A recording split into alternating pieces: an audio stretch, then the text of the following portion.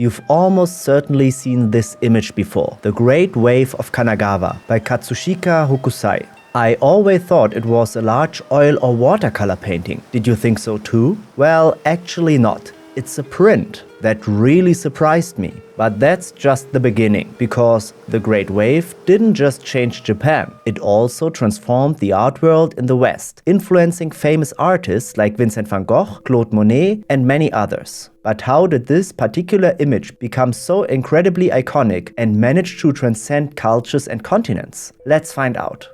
Seriously, how can that be a print? With the incredible detail of the foaming wave crests, the finely crafted boats, and the flowing lines, you could almost swear it was a meticulously produced painting. But how is this effect achieved? The Great Wave is a woodblock print, a so-called ukiyo-e, which translates to pictures of the floating world. Ukiyo therefore embraces the philosophy of live and enjoy the moment. Hokusai first created a drawing, which was then transferred to woodblocks. A separate block was carved for each color. The whole process is essentially like a complex stamp. The printer applied the colors and pressed them onto paper, one after another. The result? Not a unique piece, but a series of identical prints. This technique made artworks accessible in large editions. It's estimated that around 8,000 copies of The Great Wave were printed. This was something quite new at the time, because it granted ordinary people access to art, whereas, quote-unquote, real paintings were previously reserved only for the upper classes, due to their high production costs. Ukiyo-e was the popular art of Japan, comparable to today's posters or magazine illustrations. The art of woodblock printing was a complex interplay involving a publisher, who often commissioned the motif, the artist, who created the design, the carver, who accurately cut the woodblocks, and the printer, who produced the final print. Each of these steps required immense precision and skill. Enough about the technique. Let's take a closer look at the masterpiece itself. The Great Wave is part of a series of woodblock prints titled 36 Views of Mount Fuji, created between 1829 and 1833. At this point, Hokusai was already over 70 years old, but his creativity was unbroken. He created a work that captures daily life in Japan at the time and shows how majestic Mount Fuji was, and still is, a constant presence in people's lives.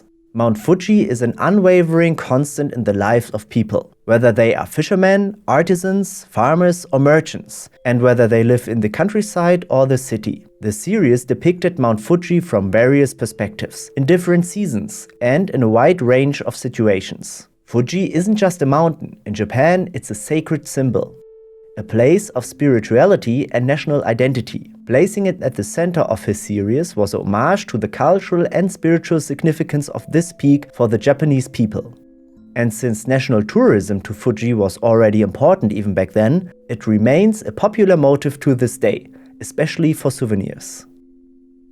You might have heard already that Mount Fuji is sacred to the Japanese. But what do the other elements in the image mean? At first glance, you see a giant wave rising fiercely above 3 fishing boats.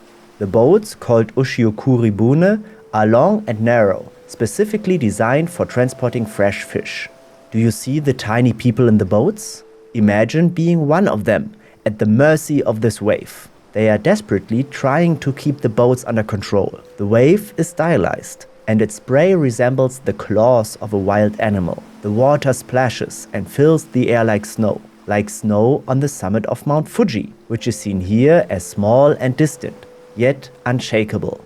An island of calm amidst this chaos. The composition is masterful. The diagonal of the wave leads the eye directly to the mountain, while the small boats emphasize the danger the people are in. It's a depiction of humanity's struggle against the forces of nature, but also an acknowledgement to the constancy and majesty of Fuji. The symbolism is profound. The wave as a symbol of fleeting existence, of life and its challenges. Fuji as a symbol of eternity, stability, and spiritual grandeur. And here's another interesting detail that's easy to miss. The small wave closest to the viewer is shaped like Mount Fuji itself. This brings the mountain, which is actually very important but depicted as so small and in the background, back to the foreground, subtly showing its enormous presence once again. To understand a picture, it can help to know its symbolism, but it's just as important to learn about the artist. Katsushika Hokusai was a fascinating character. He was born in 1760 and began his training at the age of 14. His life was marked by constant change. He changed his name over 30 times. While name changes were not uncommon among Japanese artists, 30 times was a lot. Each name change signaled a new phase in his artistic life, or a shift in his style. He experimented with various styles and themes, from portraits to landscapes to erotic images. The constant reinvention, his humility, and his tireless drive for perfection distinguish him. Even at the peak of his creative powers, at over 70 years old, he was extremely self-critical. He famously said that everything he had created before the age of 70 was not worth mentioning, and that with much more training, he might be able to truly bring a picture to life by the age of 110. Hokusai died in 1849 at the age of 89, leaving behind an incredible life work of over 30,000 pieces. The historical context in which the Great Wave was created is crucial for understanding it. Japan at this time was in the Edo period, a phase of self-isolation lasting approximately 250 years, from 1603 to 1868. The country was largely cut off from the outside world to prevent Western influences. However, in the late 18th and the early 19th century, there were initial tentative contacts, and to a limited extent, Western goods and ideas found their way into the country, often via the port of Nagasaki, the only point of contact with the Western world. The Dutch were the only ones allowed to maintain a small trading post here and sent a merchant ship twice a year. It's known that Hokusai was influenced by certain Western art techniques, particularly linear central perspective, which had been established in European art for some time. Previously, Japanese paintings often used an isometric perspective, which is now primarily known from computer games, or sometimes had multiple perspectives within one image. Linear central perspective can be seen in the depiction of Fuji, which is shown in a perspective that is more Western than traditional Japanese painting. The low horizon was also more commonly seen in Dutch painters. The use of Prussian blue in Hokusai's images, a then new synthetic pigment from Europe with its vibrant blue tones, characterized the deep color of the sea and sky, is another indication of these subtle influences.